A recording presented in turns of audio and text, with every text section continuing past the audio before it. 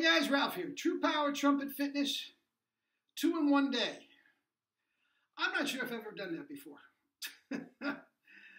2 reasons. One of those is I want to get something off my chest. 2 of those is, the second one is I'm not sure if I'm going to have time to do it tomorrow. So, there you go. Let's do it. As you saw, this is the second video today, so I have played today. So I'm nice and warmed up and ready to go.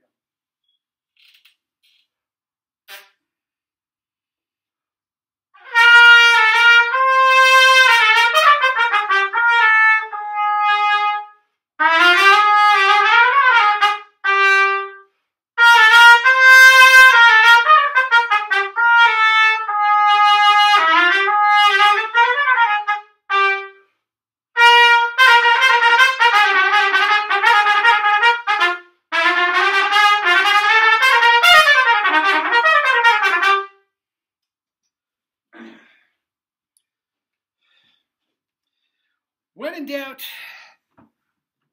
go to Arbin. Can't go wrong. Just close your eyes and open up the book. There you go. That was the Arbin Carnival of Venice. And for my money, that's the most difficult one. Yeah, the Del Stegers is tough too, but I think that is tougher. And the Herbert L. Clark, not so much, and down the line. Anyway, yes, this is a very, very delicate subject, as you saw the thumbnail. And I hesitate to do it. I hesitate to do it. And I thought about it a lot. I meditated on it and I just feel like I have to say my piece. Now, I am, like in some of the videos in the past, I'm not going to use a name. Okay? If you want to put 2 and 2 together and figure out who I'm talking to about, that's fine. But the thing about it is, the thing that I've been wrestling with is,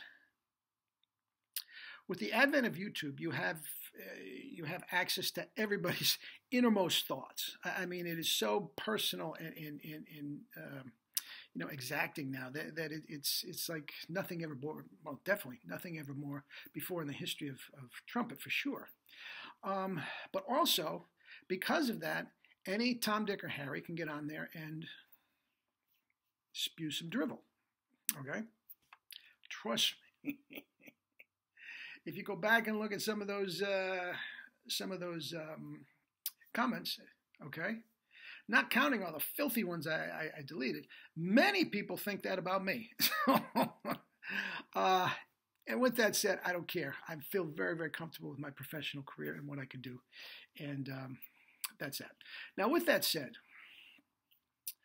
I guess it comes down to this. How do we pick a teacher? And I did a video on this before, okay? And what to stay away from. Now, you know what's out there.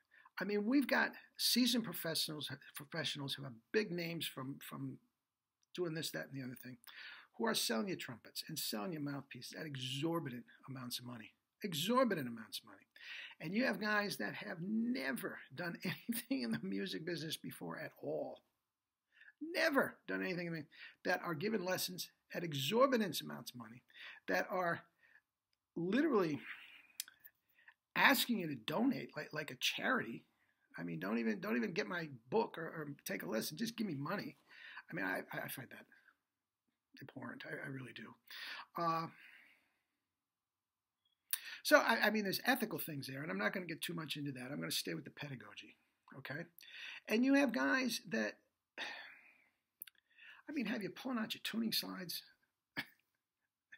That's supposed to develop chops, and they can't play a high C themselves. I mean, you have guys having you do long tones until your corners are so cramped up you can't play, and it's so wrong. It's so wrong. Now, why do I get up here on my soapbox and beat my chest and tell you that this is right? Well, I will say this.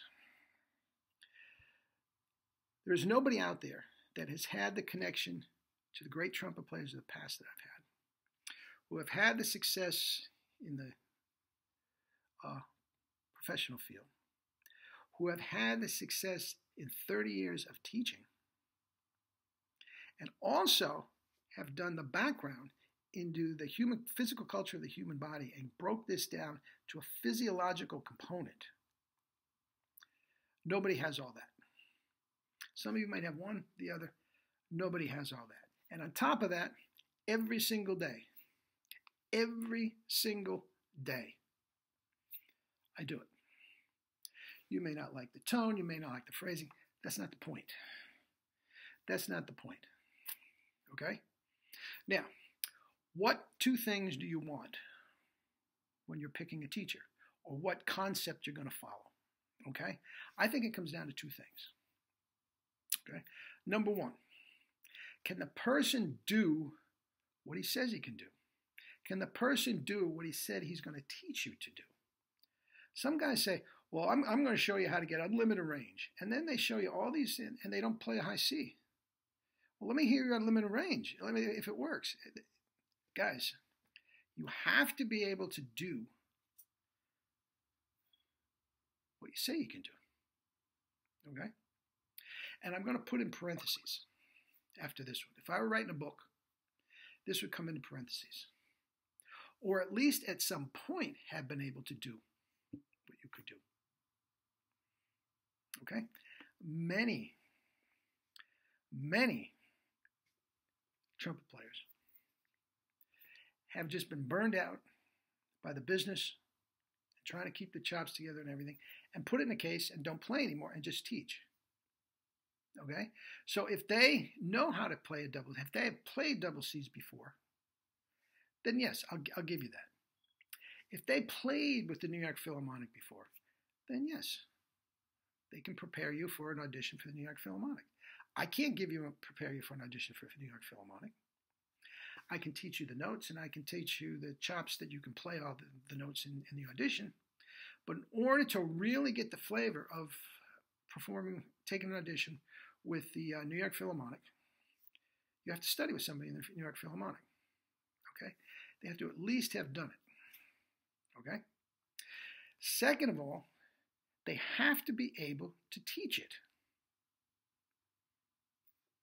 Sounds silly, doesn't it? It's not always a given. And I'll give you a perfect example. My first two teachers, and I've talked about it ad nauseum. William Vacchiano was one of the greatest teachers in the world at the orchestral stuff. That's where he was, the New York Philharmonic. That's what he could teach you. Okay?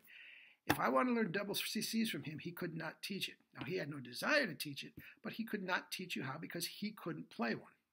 Okay? Now, my man Mel Broyles could play all the double Cs you wanted, but he couldn't tell you how to do it. Could not do it. And that is not a knock on either of them. That's not a knock on either of them. What I'm saying is, if you want to listen to a player because you love his playing and enjoy it, wonderful. But when you ask that teacher to teach you how to do it, not all of them can necessarily teach you. Teaching is an art, an absolute art form. And I am proud to say I have dedicated much of my adult life to that art form of teaching the trumpet. Okay? And I have had over 3,000 students in my 30-plus year career. Every single one of them got better. Every single one. Not all of them wanted double C's. Not all of them decided that they wanted to play long enough to play double C's. Every single one of them got better. Okay? That is what you're looking for. Okay?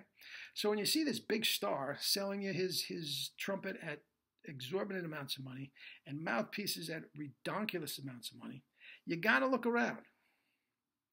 What player, and you may never be able to find it out, but what player did he take from no chops to good chops? I'm not saying he took some guy that already had double C's and see he plays my mouthpiece so he's better. No. How he taught them how to do it. All right? That is what you're after. Okay? How many university professors have PhDs as long as forget it. And have never done anything playing.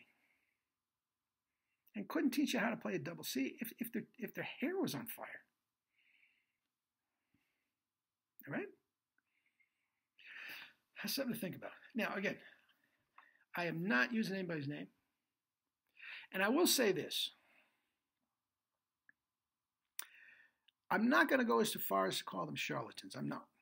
Because up to this point, the pedagogy of such has not been there that can teach people how to do it until Jerry came along and had the trumpet yoga and the tongue-controlled embouchure and then true power, taking it to the next level with all the physiological things that I bring to the table. It hasn't been out there. So I really and truly believe, I don't think these are dastardly people out there. I think they are well-meaning people, but they don't have the tools to teach what they're actually saying they are teaching. So I don't think they're bad people.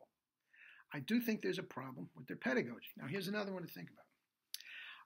I think you can tell, I fully 100% believe that this, to this point, is the definitive way to play the trumpet or any brass instrument, okay?